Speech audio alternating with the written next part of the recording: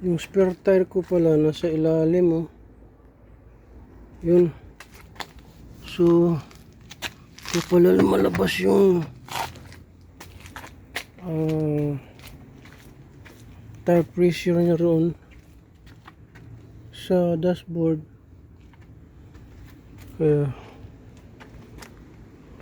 pala lumalabas yung tire pressure niya dun sa dashboard dahil flat pala yung hangin ko sa isang spare tire ko.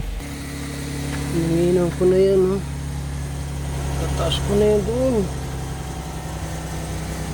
Dito siya ikutin para tumaas.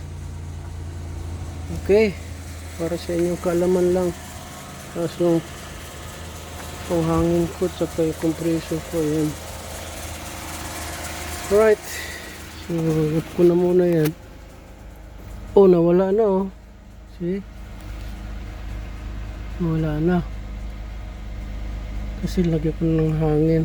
Right? Salamat! So, i-off na natin ito. Yun. Na natin yan.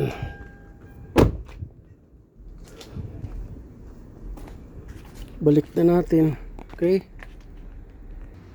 Okay, naibalik ko na. Ayan na. Back to normal na ulit. Wala na yung ilaw dun sa dashboard. Alright, sige. Yan yung likod, malinis na. Tapos dito naman, maayos na.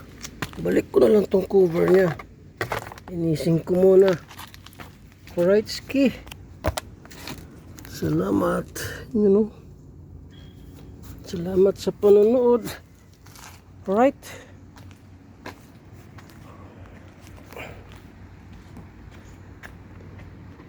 Yes. At papasok na sa work. Bye. Ingat.